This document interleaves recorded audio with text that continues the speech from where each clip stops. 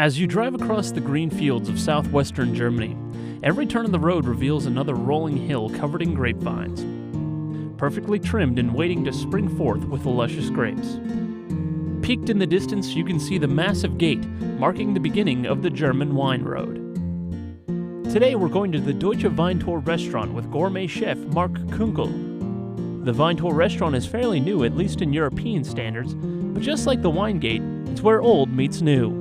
What are you going to make for us today? The first we make turkey with turkey steak of the turkey with almond and wine spice, with little bit vegetable and noodles. That's for the spices. Is a great food.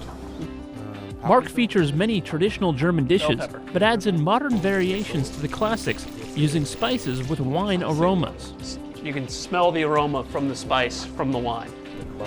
Mark starts off by dipping the turkey steaks in flour and egg and covering them in a cornflake and almond mix. Fry the turkey steaks on medium heat in one pan, and in the other we start cooking some mixed vegetables. After a few minutes we add in some pasta with the veggies and enjoy a glass of wine. There you go. When everything's ready, we cover it all with some of Mark's specially made brown wine sauce, and we enjoy. You can smell the aroma from the Sauvignon Blanc wine that we were just enjoying.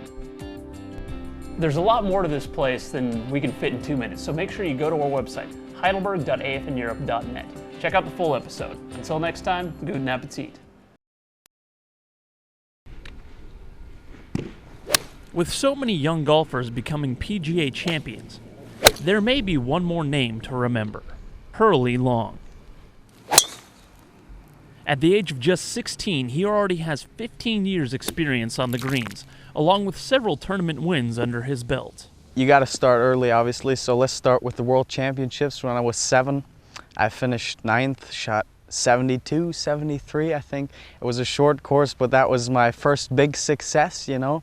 Hurly has many golfing achievements in his young career. He's won several state tournaments in Germany, the 2011 Heidelberg Open, and he's played the British Boys Tournament, one of the most prestigious events in Europe. Some of Hurly's success can be traced to his father, a former golf pro for the Heidelberg Golf Course. He got Hurly playing before he was even 2. But what may be most unique about Hurly's skill is he just plays golf the way he wants to. Well, you know, there's different types of players once you get up there playing well. You got the Bubba Watsons, the Dustin Johnsons that just hit it out there 400 yards, you know. I'm not like that. I'm more a precision guy. I hit it down the fairway, knock the ball on the green, make putts. It's really simple, actually. It's taken Hurly years of practice and a lot of frustration to be where he's at. Golf is a game that requires dedication, but for Hurly, it's part of his life. The success I have in golf really means a lot to me, and even in my whole life, you know, it's connected to my normal social life. It's very close, so I would say golf means a lot.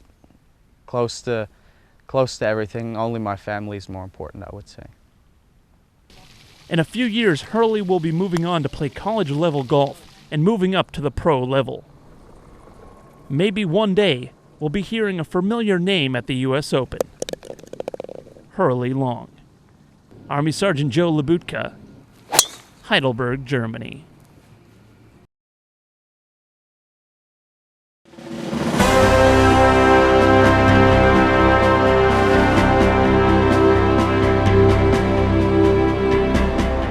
It's really hard to tell. I think by early 1945, the vast majority of the German population was very, very well aware that the war had been lost. It had been 8 months since the Allies had landed in Normandy, France. U.S. troops had just suffered the winter of 1945 and the Battle of the Bulge. But by the end of winter, Allied troops were continuing their push into Europe. By March, the Western Front had been pushed across the Rhine. It was March 26, 1945, when the first U.S. forces crossed the Rhine into the war-torn city of Mannheim, Germany. What amazed a lot of soldiers was the enormous destruction they saw both in Mannheim and in our neighboring city of Ludwigshafen. After all, both were important centers for the German arms industry, both were important industrial centers, and had seen very many aerial attacks during World War II. So the soldiers actually arrived in a city that was to a very large extent already in shambles, and where soldiers immediately realized it had to be rebuilt. As the U.S. Army approached Mannheim with units from the 3rd, 44th, and 63rd Infantry Division, soldiers encountered little resistance.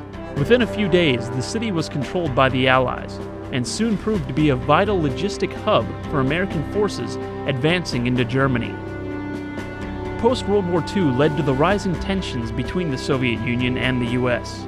Events like the Berlin blockade, the Korean War, and the tense Cold War years changed everything for U.S. troops in Europe. And so the decision was reached to send no fewer than 4 extra divisions to Europe. And one brigade of one such division, it was called Combat Command Alpha 2nd Armored Division, ended up in Mannheim, namely in what is today Common Barracks. And that of course changed the whole picture, because now Mannheim ceased to be a dwindling logistics hub and became a major center of military activity for Americans in Europe. Over the years, American forces would play more than a military role in Mannheim. Americans would help rebuild the city and even restore some of its former history.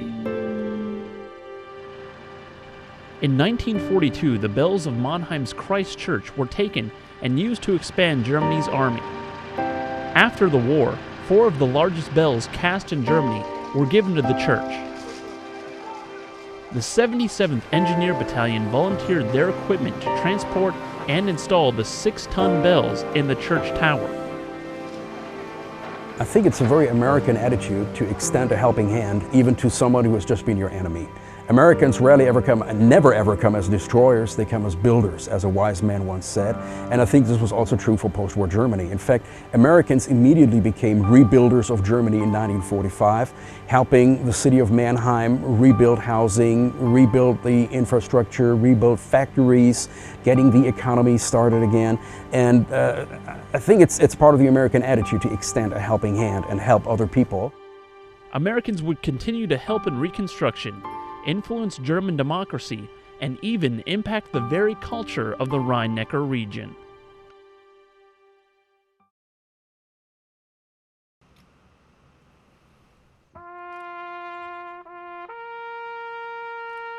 A half marathon rarely begins with the playing of taps. Sergeant Alexander U. Gagalak, USA. A community run rarely begins with a solemn reading of names. Corporal J. Aiden Garcia. But these USA. runners are here for more than a race. They are here to remember. Second Lieutenant Jeffrey C. The Stuttgart Grant, Run to Remember began with the USA. names of 30 fallen heroes Captain and a Sean chaplain who P. wanted to remind the Grimes, community USA. of their ultimate sacrifice. Corporal Robert Now in A. its 3rd year, the run Guy, remembers USMC. 142 heroes who gave their lives in service to their Specialist country. Jared D. Hartley, Well, USA. obviously we've been at war since September 11, 2001, and almost everyone in the military either personally knew someone who was killed or injured, and so this is just an opportunity, I think, to come together and remember those that have fallen. In the grueling summer heat, over 500 participants ran the trails of Stuttgart, with some enduring the half marathon, while others ran the 5K with their families and friends.